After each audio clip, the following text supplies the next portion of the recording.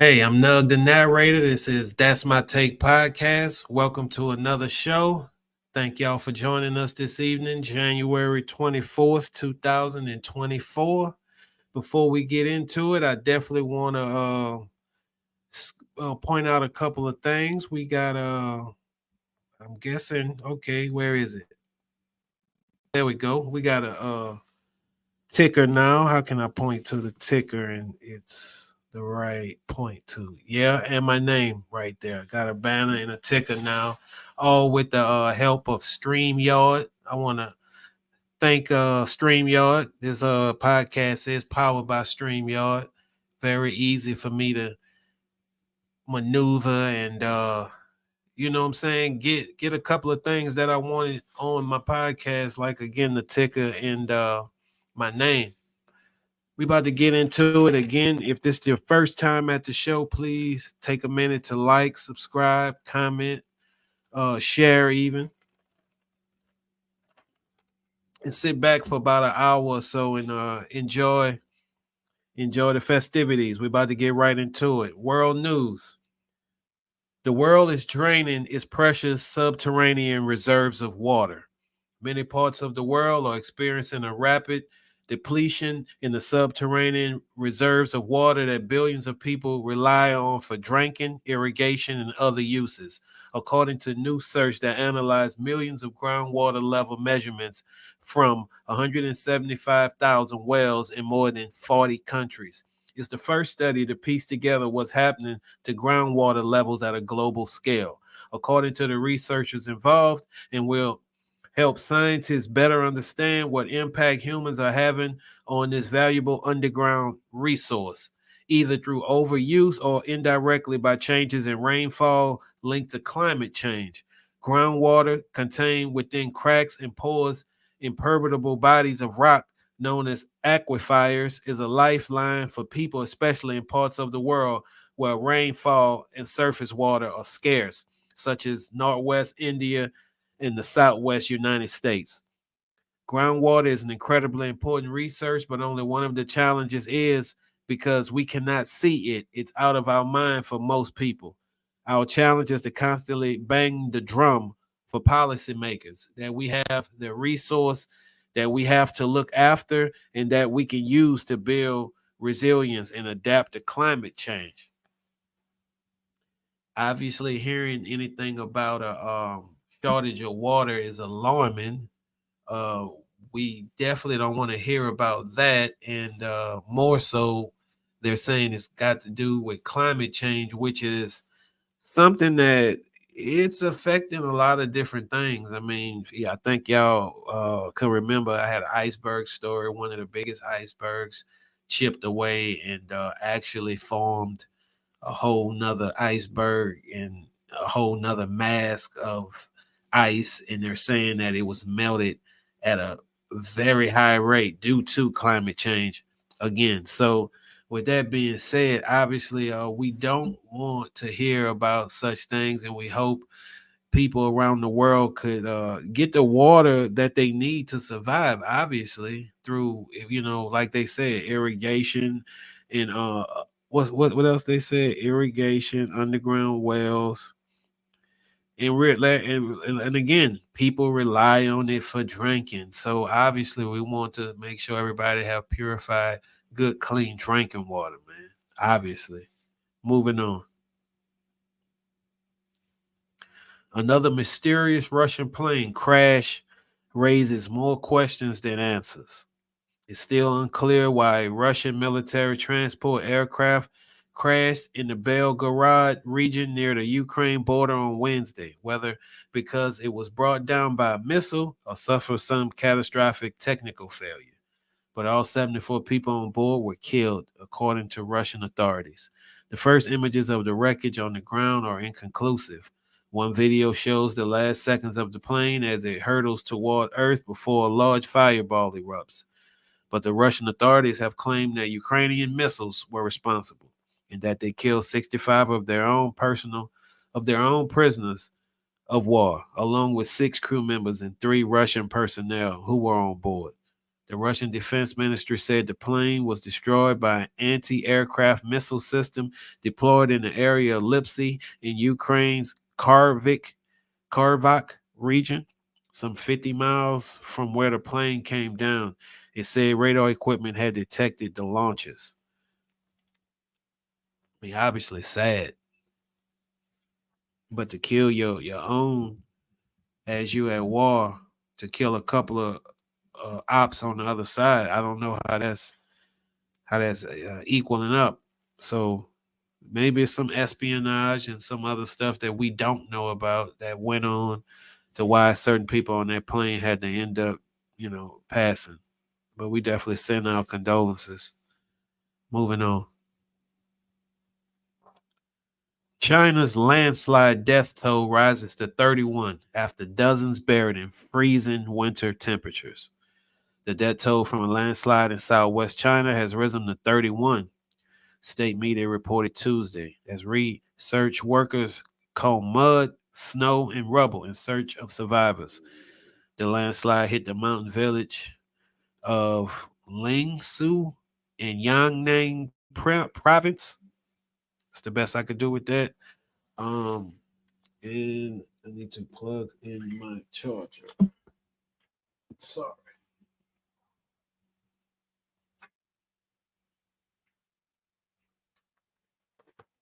That is just plugged in. That's what's crazy.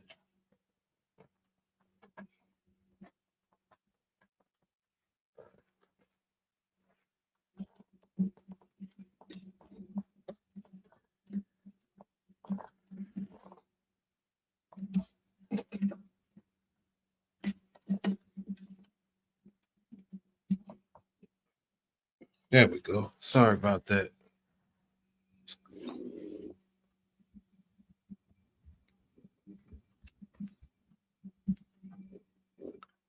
All right, we were at the China landslide. Yes, again, my apologies.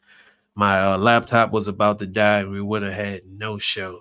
Um, I know I was pretty much by the word I barely could pronounce. Province shortly before dawn Monday, burying 18 homes and dozens of people.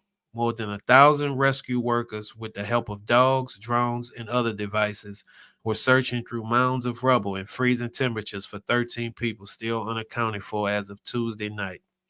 State-run news agency Xinhua reported. More than 900 people have been evacuated. The landslide was triggered by the collapse of a steep cliff at the top of the mountain slope, with the collapse mass measuring about 100 meters wide, 60 meters high, and 6 meters thick. Yunnan officials told a news conference on Tuesday, citing a preliminary investigation. I mean, this wraps up our world news and is usually pretty sad and obviously for the people in China that suffered from the landslide, lost lives, had to be evacuated. This was a traumatic experience, and obviously we grieve for them and our condolences for all mankind that suffers a loss by death, no matter how tragic or natural it is. It's never uh, much of a bright spot when it comes to dealing with death and these type of stories. But again, I do push on through world news just to make sure my audience at least feel a little bit of what's going on outside of our own borders. But I also like to stick with our next segment, which is a perfect segue to U.S. news, and that's going to be up next. U.S. news, and this podcast, as always, is sponsored by the fam. That's FAMM, forever about making money, forever amongst made men. I am them, them is I. Without them, it'll be no me. Without me, well, I can tell you right now, shit, I, I love them boys. I tell you that. I love them. And with that being said, up next, U.S. news.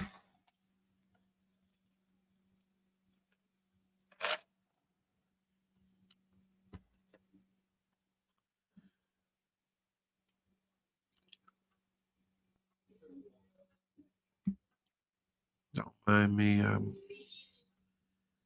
Just looking at a couple things on this new layout because again, I love it. Again, it's real easy to use. StreamYard, whoever came up with this, I really do appreciate it. Like for real, for real. Like I really do.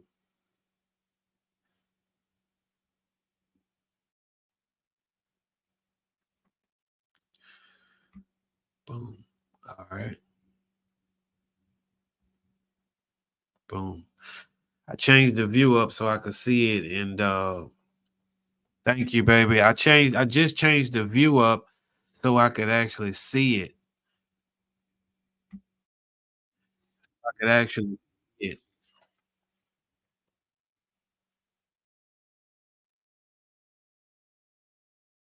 lagging, lagging. Okay. Again, y'all gotta excuse me. I'm a something in progress. Let's get out of this view though. All right, yeah. That kind of was lagging. I was trying to like look at it on the YouTube view, so I gotta learn how to actually look at it in other tabs and without it like sounding a little echoey in my ear. I don't know. Again, I was playing around with it. I'll learn as much as I can about it, and I do want to get the layout so I could see if people are like texting me or whatever, what they call it, sending me a message. I can't see none of that because I'm going through StreamYard. I'm powered by StreamYard directly. So I want to learn how to show it up on YouTube and all that good stuff. And I will. Right now, we're just learning. And again, um I started with StreamYard because now I can literally have someone send them an email and they could literally be on my show in like a split second. That's why I wanted to go with this. And again, we're trying to figure it out. That's all. Y'all and everybody out there, I appreciate y'all sticking this out with me. And without further ado, U.S. news.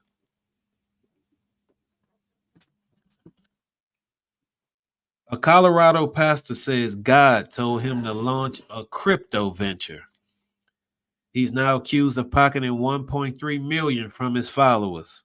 Denver pastor Eli R. had an exciting message for his congregation. After months of prayers and cues from God, he was going to start selling cryptocurrency, he announced in a YouTube video last April.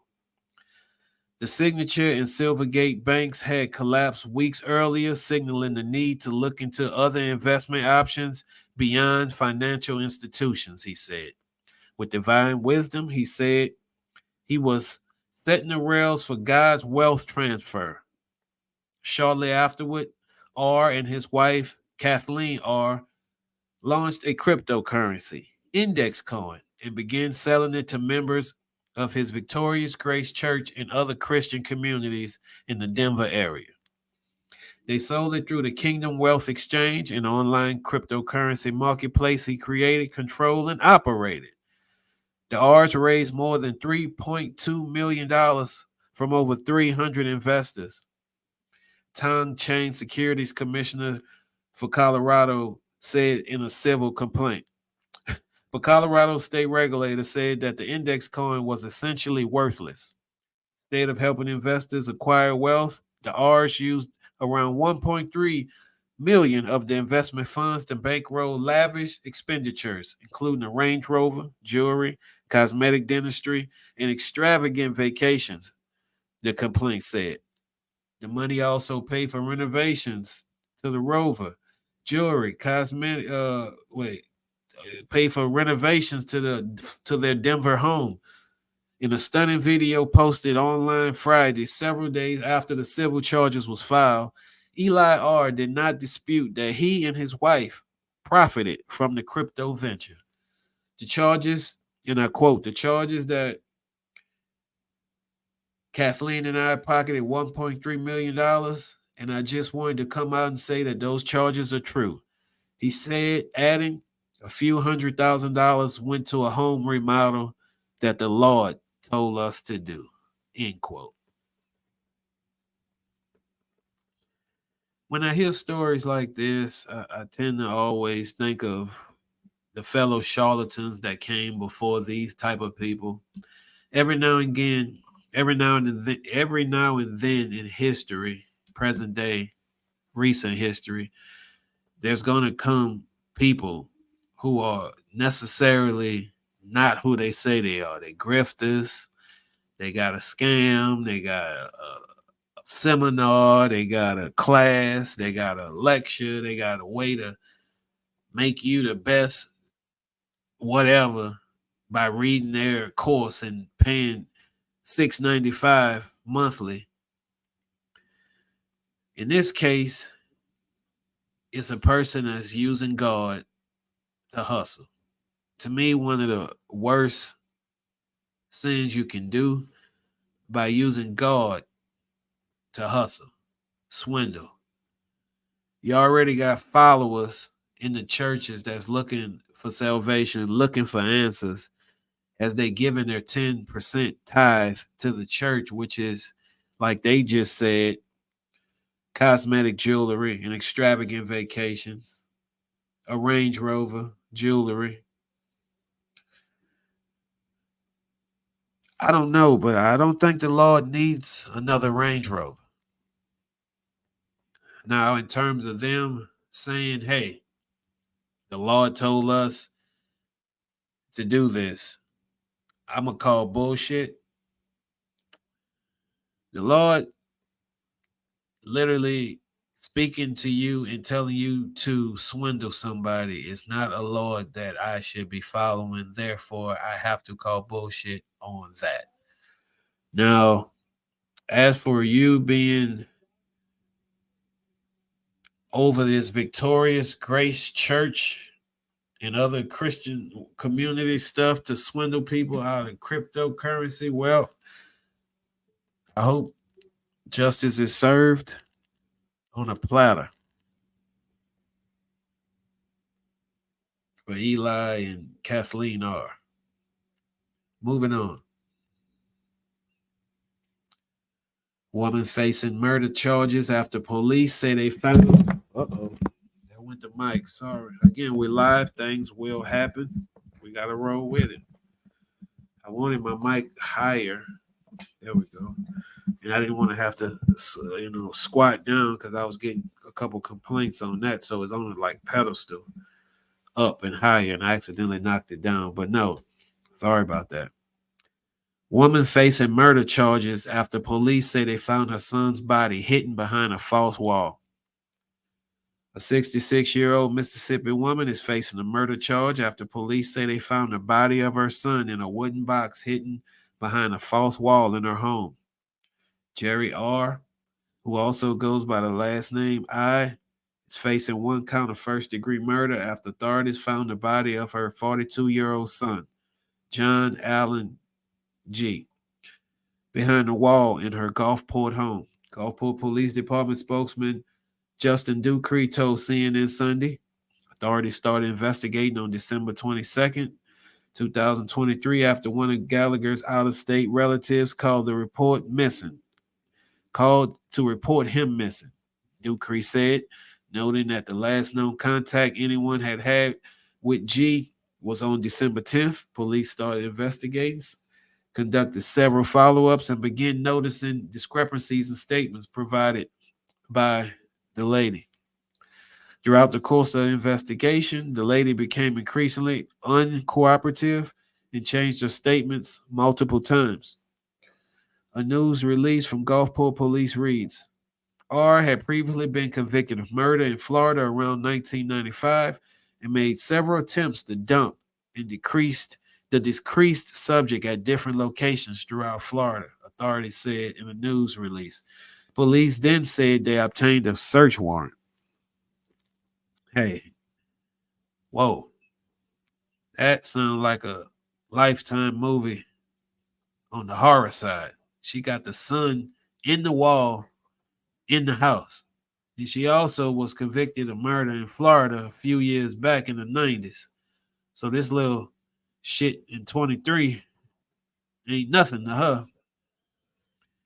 Yes, that's my dog being real loud in here, and he's got one more chance to relax. Oh, I will get him up out of here. Um, my dog, he loves me. I love him. Um, shit, it's my partner. So I mean, he want to be around me. Guess he's part of the podcast. He's like the mascot. That's my take. Mascot is Coach, a Merle Frenchie.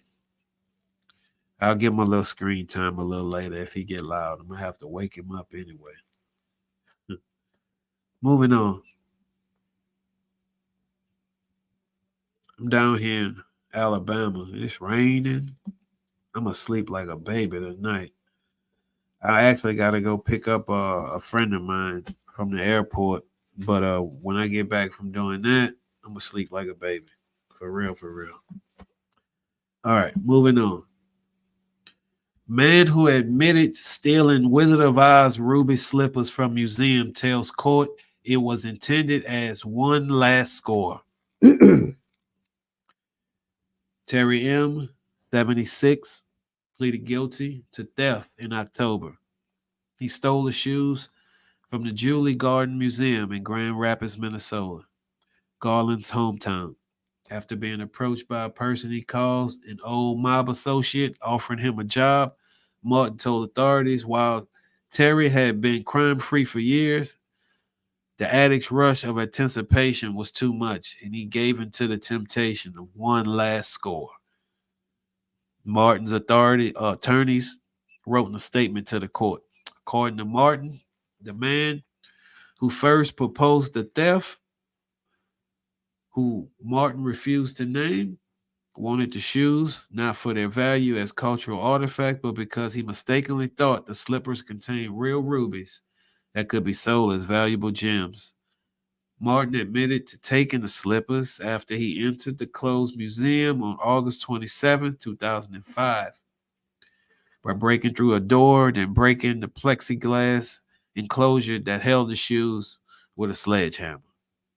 He claims they were in his possession for only 2 days. The slippers were recovered by the FBI in a sting operation in 2018 when other suspects attempted to collect an insurance reward for their return, according to Martin's plea agreement. Despite a lengthy criminal history, prosecutors agreed to recommend no jail time for Martin because of his poor health. Martin is on oxygen at all times, and a medical determination was made that Martin's illness is terminal, and his life expectancy is less than 6 months. Prosecutors said in the court filing. Crazy story, but true. Um, the guy supposedly wanted one last score, and his last score was Wizard of Oz slippers because he thought they really had rubies in them, or the man that turned him on that he wouldn't name. I don't know. I don't really want to scream privilege, but I mean, I guess he is old and pretty much about to die from what they said medically. So I do understand that part. But what I don't understand is not giving somebody else a chance, is all I'm saying. And I know every story is different, every case is different, everybody's different. But just treat everybody fair is all I'm asking. That's it. Moving on to hip hop and entertainment news. Y'all got to give me a second. My dog's ready to leave, and I'm ready for him to leave as well. I'll return with hip hop and entertainment news. Give me 1 second.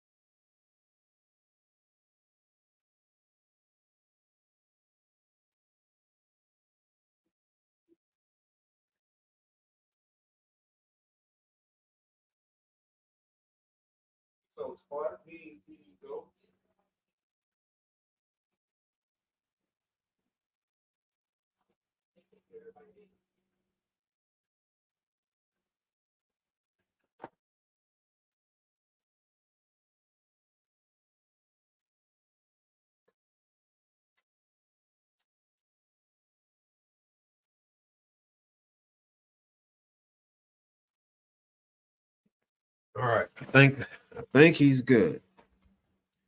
He might scratch on the door though. Who knows? Again, that's my dog.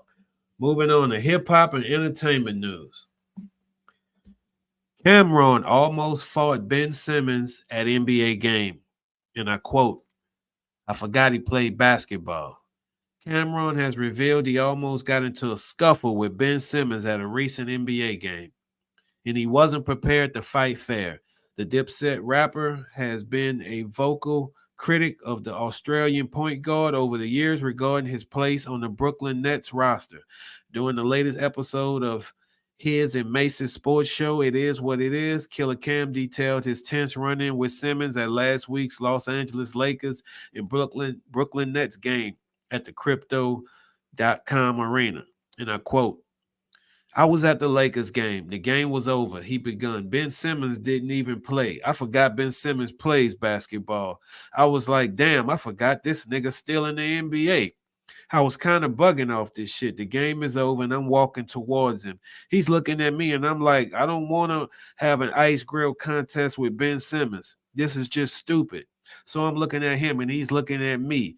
Now I'm looking at him like this ain't going to be too good because I'm going to go crazy, my nigga. So he looks and comes my way and just walks past me. And I'm like, why would you play these games with me? He also threatened to destroy the basketball player's knees and sideline him for multiple seasons. And I quote, these ain't the games to be playing and you live in New York at the same time. They just not. And that's not a threat. I'm just saying that's the wrong games. Stop playing, B, he said. Now, if you don't know, Cameron's in my top 5. Love dude. I mean, I could really see all this visually happening the way he's talking about it occurred because I just love Killer. So with that being said, obviously I don't want to see two grown men fighting, but I mean, I believe if there was to fight, Cam would definitely try some other shit like pick up shit. I believe the article said he was looking around at chairs and other objects that he could possibly use, and he was going for the knees. But Ben, you got to realize Cam is now pretty much in sports journalism. Whether you want to like it or not, or you see it like that, he has a very successful show in the sports realm. With that being said, obviously he's going to cover you as a sports player, basketball player on a team. I don't understand how you still on the team and never play either. It's the biggest cap of captivity to me, but somehow you still are on a team and don't physically play. It's just fucking crazy to me. But yeah, man, I wouldn't fuck with Kelly. And like he said, you are an NY. That is his background. Just saying. Moving on. YFN Lucci apologizes after taking plea deal in RICO case. YFN Lucci learned his fate in the RICO case in Georgia. The Atlanta-born rapper received a 20-year sentence after pleading guilty to one count of violating the Street Gang Terrorism and Prevention Act. A judge granted YFN Lucci time served and parole eligibility in about 3.5 months. The 32-year-old Everyday We Lit performer will also remain on probation for 10 years. Prosecutors accused Bennett, that's his last name, of being a member of the Blood Street Gang. Additionally, the state charged him with felony murder. The prosecution eventually dropped 12 of the 13 counts, including the murder charge. YFN Lucci addressed the public on Tuesday, January 23rd. The Ray Ray from Summerhill album creator offered an apology to the victim family during the court hearing, and I quote, first off, I want to say my heart goes out to my friend, James Adams, and his family. Also, I want to apologize to my family and, and my friends for putting them through this stressful process. F YFN Lucci said. I would also like to apologize to the court. That's it.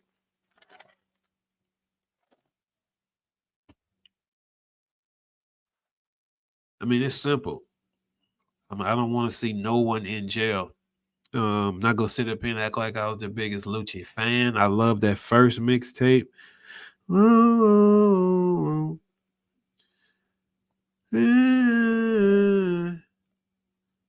pay my dues. Anything you lose. I might have to play it. I love that first one. Now the second one, it was okay, but after that, I wasn't really on Lucci like that. But we applaud that he getting out. We happy about that. You know, free everybody that's locked up unless you really deserve to be back there for doing some heinous shit. Like just keeping it real. Like free everybody. I mean, for real. I don't want to see my worst enemy locked up. That's just not who I am. Moving on. Taylor Swift effect.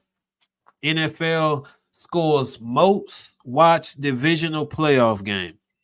Pop music haters may hate, but numbers don't lie. Sunday's NFL game between the Kansas City Chiefs and the Buffalo Bills was the most watched divisional playoff game in history, with 50 million viewers, according to CBS. Oh, and Taylor Swift was among them. The ratings boost was probably just a coincidence, right?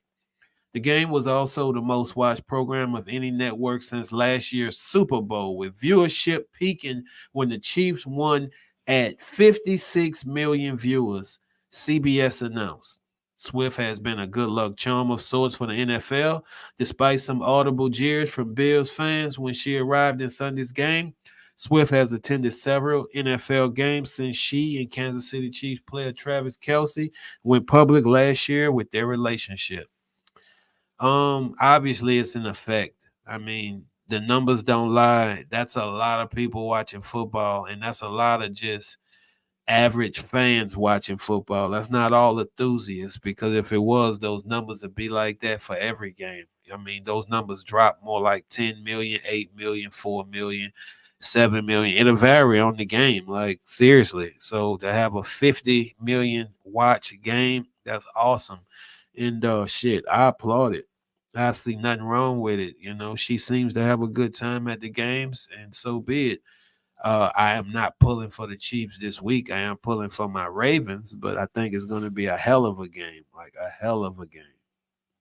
Moving on. Kodak Black won't be released from jail anytime soon. Kodak Black will remain behind bars for at least another 4 weeks. According to court documents obtained by All Hip Hop, the final hearing regarding the revocation of Kodak Black's supervised release was held before Judge Jose E. Martinez on Monday, January 22nd, but Martinez needed more time to make a decision and therefore rescheduled the final revocation hearing to February 21st, meaning the trouble rapper must stay put.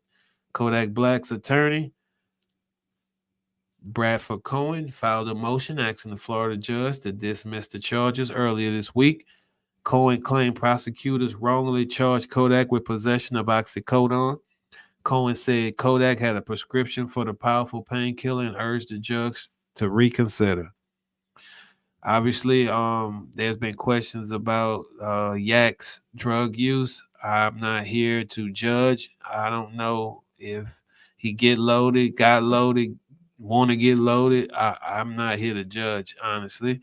That's not what I'm here. I'm here to be a podcaster. I really would just hope, and again, he's freed, because I don't want to see anybody in prison. Like, I don't want to see my worst enemy locked up. So obviously, we want Kodak home and making good music. And if he do need help, hopefully he get the help he need. That's all we can say. We pray for the brother. Up next is sports. Before we get into sports, again, I want to thank each and every one of you out there that's actually watching live. I love to see the support. Thank you. If you could tell a friend and ask a friend to just check out an episode and see if I'm worth a subscription, I appreciate it. Comments. I'm not in the YouTube realm right now. I gotta actually learn how to do it. I'm seeing comments come in under this because right now I'm in StreamYard's app, but I can somehow get into the YouTube and show it through YouTube. But it was sounding like it was like kind of, I don't know how to say it. It was like feedback type. So I got up out of there. Let's see if this the comments. Gotcha. Gotcha. Okay. Okay. I'm in the comments now. Okay. I don't have to go to YouTube to get in the comments. Okay.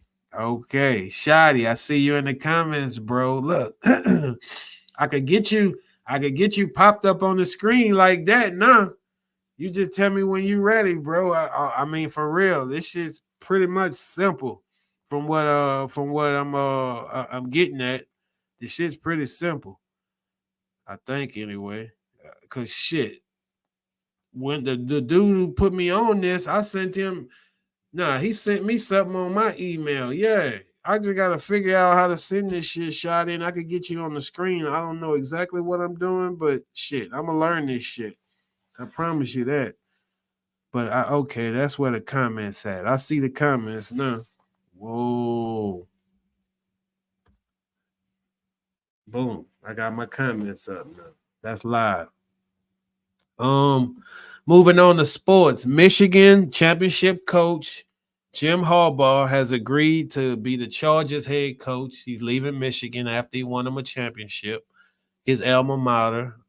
It's not much you really could do but go down after you win a championship in college. So for him to move back into the NFL is not much of a surprise to me. As for Bill Belichick, still no team as of today. I've been hearing a lot of rumors about Atlanta, but as of today, still nothing solid, nothing's concrete. More than sure he'll find him a job, but as of right now, nothing. Um, I need to learn how to do this. Like once I learn how to actually maneuver, I feel better. That's just microphone stuff. That's the solo layout. Okay. I don't want to remove that. I'm gonna just leave everything alone like that and we just gonna continue the show. But yes, I am able to look at the comments now. So if anybody want to comment on any of these takes or want to come on here in terms of a face what they call it, FaceTime, we can do that as well. Okay, invite. That's the button I would need. Yes, I would just need your email if I'm not mistaken. Let me just hit it. Yep. I would just need your email. Once I send you something, boom, you'll be right here in my show as a guest, and I love to have you. Let me know when and if anybody on here want to get on, my show and discuss or give y'all takes on any of these topics. Getting back to it, then we up under sports. Doc Rivers. Doc is back coaching. He agrees to a deal to be the Bucks head coach. After a brief courtship, Doc Rivers has reached an agreement in principle to become the next coach of the Milwaukee Bucks. Sources told ESPN on Wednesday. Rivers, an ESPN NBA analyst who most recently led the Philadelphia 76ers to three consecutive trips to the Eastern Conference semifinals, emerged as the top target immediately after the dismissal of Adrian Griffin. The sides negotiated deep into Tuesday night and Wednesday morning before reaching agreement on a deal, sources said. Despite having the second best record in the Eastern Conference, the Bucks fired Griffin only 43 games into his head coaching career, largely because the organization came to believe it could find an upgrade who gave the team a better chance to compete for a championship, sources said. Despite having the second best record in the Eastern Conference, the Bucks fired Griffin. That's cold. And listen, I'm not here to really bring up bad news, but that's bad that you have a winning record and you get fired because they feel like a better coach is out there and they want a better coach because they feel like that's a championship, breed. That's an easy championship to them. So they got the team, but they felt like the coach wasn't up to par. So they fired the dude. That's cold, like real cold. I mean, I don't know. I know they saying Dame Dillard and the Greek Freak wasn't really meshing like they thought they would. I know they was talking about that, and obviously they didn't believe in the coach. So he's gone now. Moving on. NFL Conference Championship weather. More rain for the 49ers or Ravens games? Weather has been a big part of the story late in the regular season and throughout the playoffs. Even in Baltimore and the Bay Area, the Baltimore Ravens played a rainy, sloppy game in Week 18 against the Pittsburgh Steelers. There are 8 fumbles in that game. The Steelers won 17-10, though the Ravens sat some key starters because they had their bye locked up. Last week, divisional round game was cold in Baltimore with a wind chill of 15 degrees. The San Francisco 49ers struggled in the rain last week. Quarterback Brock Purdy, in particular, had a hard time gripping the ball. The 49ers survived the rainy conditions and beat the Green Bay Packers, but it wasn't easy. The Ravens host the Kansas City Chiefs in the NFC Championship game, and the 49ers host the Detroit Lions. But can we expect better weather? It would be good to get a clear weather game for the matchup between Patrick Mahomes and Lamar Jackson in the AFC Championship game, but that may not be the case. According to Yahoo Weather, there's a 55% chance of rain Sunday. The forecast high temperature on Sunday is 45 degrees with a low of 35 degrees. So it's supposed to be light rain, according to the Weather Channel, with winds from 10 to 15 miles per hour. Given that the Chiefs have played 2 very cold games, including the 4th coldest game in NFL history in the wild card round, a little bit of rain with temperatures in the high 30s or 40s isn't all that bad. The 49ers will be happy about the forecast in Santa Clara, where the 49ers Stadium is located. According to Yahoo Weather, it will be a high of 74 degrees with 0 chance of participation. Obviously, shit, this is it. This is it. This is the conference. This is the game that's going to get you to the Super Bowl. You win your conference, you win a trip to the Super Bowl. Can't really say how big these games is on Sunday. You know, it goes without saying. My prediction, Ravens, Niners, but it could easily be Chiefs, Lions. I believe it could easily be a mix up of all 4 of these teams in some kind of way. I do really believe that. I don't think I'll be betting this weekend, but I will say I will be watching and just honestly, I'm watching, but at the same time, I'm really slowly getting upset because the NFL season is leaving, man. Because after this one, you're gonna have 2 weeks of warm up, and then it's the Super Bowl, and after the Super Bowl, it's UFFL or UFL, whatever this new shit they doing for the spring league that I'm gonna have to watch to keep up with football until preseason roll back around or spring games start back up. Oh man, moving on. The Baseball Writers Association of America Hall of Fame ballot boom was back in a big way with the announcement of 3-person class of 2024 on Tuesday night. Masterful baseman Adrian Beltre and decorated Twins catcher Joe Muir both achieved entry into the National Baseball Hall of Fame on their first ballots, while power hitting Rockets first baseman Todd Helton was elected on his 6th try and results revealed on MLB Network. Players must have their names checked by at least 75% of ballots submitted. Beltre had 95% support. Heltron reached 79, and Muir at 76 made it by just 4 votes. Closer Billy Wagner, 73%, fell just 5 votes shy of entry and will have his last chance in 2025. Slugger Gary Sheffield, 63%, was not eligible to get the requisite support in his 10th and final try. But 2 other players, center fielders Andrew Jones, 61% on his 7th ballot, and Carlos Beltran, 57% on his 2nd ballot, finished above 50%, continuing to build support that could get them in on future ballots. We want to thank all Baseball Hall of Famers. I want to act like I was big on most of these players that are now in the Hall of Fame, but I can say of the names, Gary Sheffield, definitely, in my opinion, should be in the Hall of Fame. Um, Andrew Jones definitely should be in the Hall of Fame. I know that they do the votes a little different in terms of baseball, and it just said 75% is what needed to get into the Hall of Fame. But come on, man, let Barry Bonds in, let Pete Rose in. What the fuck are y'all doing? Like baseball, like I ain't gonna lie. I got a love-hate relationship with the sport of baseball because it's so fucking conservative. Like, come on, man. Like Pete Rose gambled like in the 70s. Let that shit go. This man was one of the best base runners and hitters of your sport. Barry Bonds as well. Don't do it. Like, let these people in. All this ostrich and all this not letting them in because of these allegations and all this shit. Come on, bro. Baseball, like, that's what I don't like. Y'all act like y'all don't have three strikes. That's what's fucked up. Y'all give a motherfucker one strike and they out. But I digress. Coming up, I can't make this shit up. One of my favorite segments. Give me 1 second.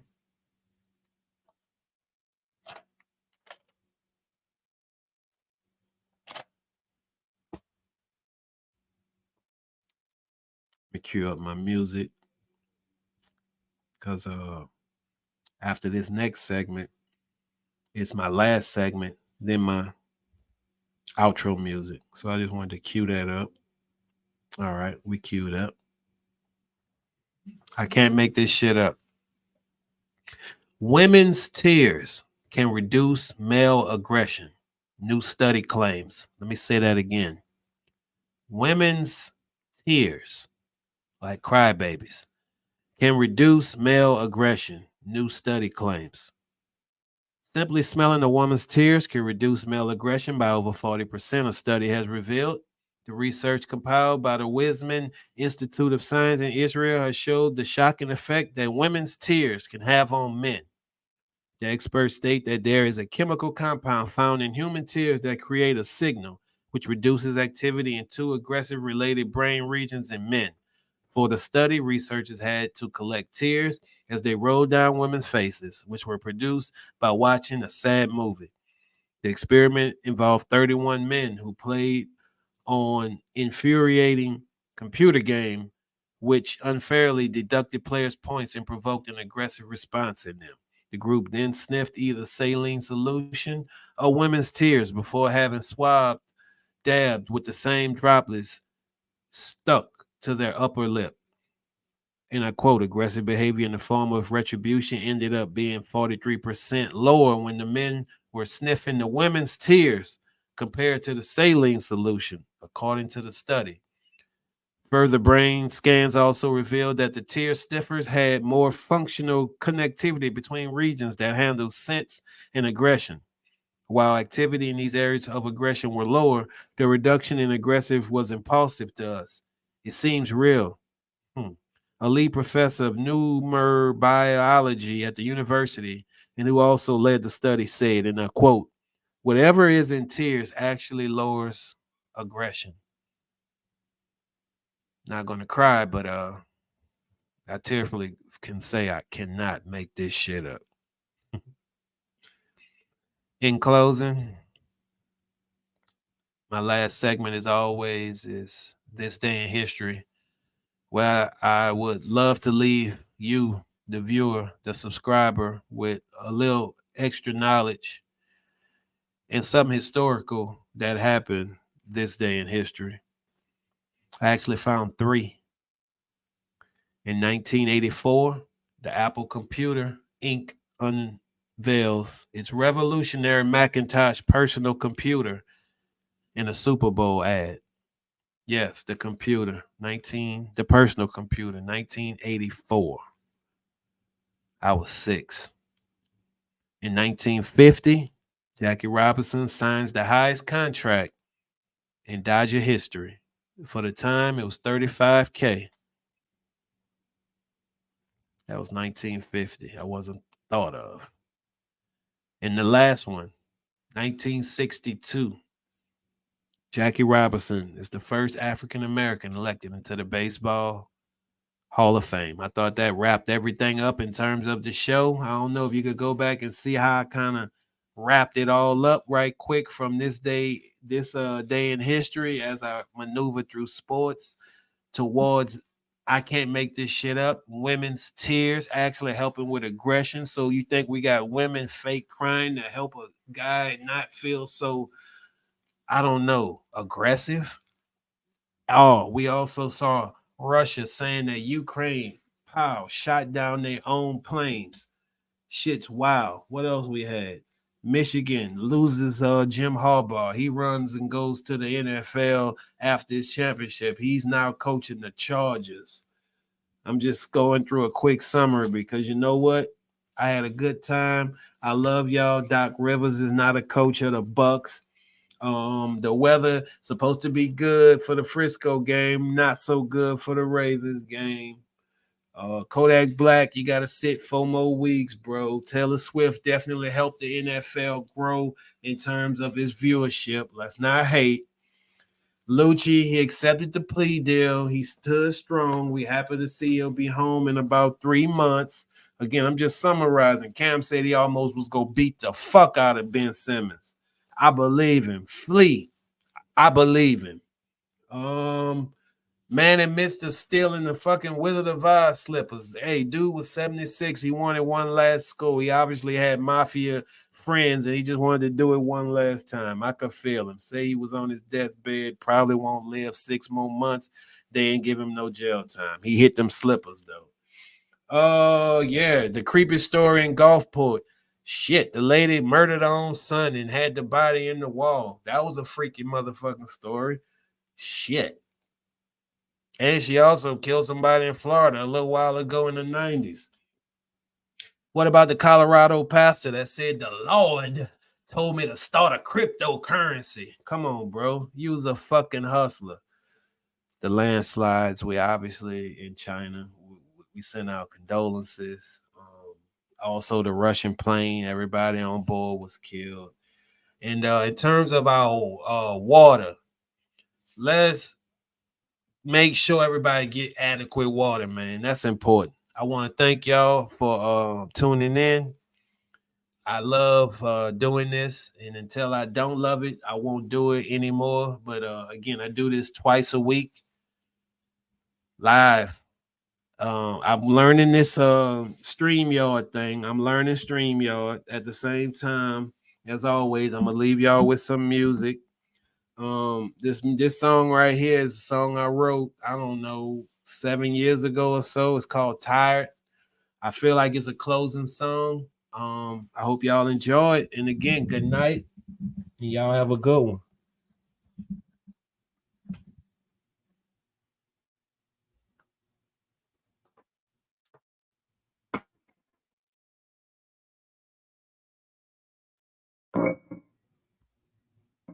There we go. They don't make them like this no more. Inspired by the game. Devices. 9/11. And the players who checked out waves. I love making music, man. I miss that shit. Y'all have a good night. I'm tired of writing songs by my dead niggas. I'm tired of writing songs by my fed niggas. Not being funny, shoulda wrote this song in red, nigga. Shed a tear for all the blood we shed, nigga. I'm tired of writing songs by my dead niggas. I'm tired of writing songs by my fed niggas. Not being funny, shoulda wrote this song in red, nigga. Shed a tear for all the blood we shed, nigga. No happy endings in the game he played. Watch the cops, watch for robbers as he bagged, yay. Defeat his fam could give a damn about the outcome. Profits up, best dope, kept they mouth numb. Water run, rack racing as he stacked it. No games, he stay with automatics. Working man don't stand a chance in this cold world. Check the check, ain't fucking with old girl. Good weed and lean, couldn't smoke shit. More money, more problems, more bricks, fresh kicks. He ain't never had shit. Habits and addicts, the good life counterfeit. Real spill, they get real. You ever missed a meal? Feeling hunger pains, but yet you hungry still? Don't talk to me about what's really real when you can't go a day without a fucking pill.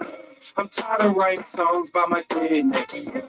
I'm tired of writing songs by my fed niggas. Not being funny, shoulda wrote this song in red, nigga. Shed a tear for all the blood we shed, nigga. I'm tired of writing songs by my dead niggas. I'm tired of writing songs by my fed niggas. Not being funny, shoulda wrote this song in red, nigga. Shed a tear for all the blood we shed, nigga. All he ever wanted was his bread up, and being broke all the time had him fed up. Plugged in, took a trip, a time or two. Crime pays, just sometimes it was time too. You might pay with your life, never know when the streets is your wife. And when you ain't living right, and when you're on another flight. Got high on his own dope. Now his ass last ropes, no hope. All his friends long gone. Money too, this shit ain't funny, dude.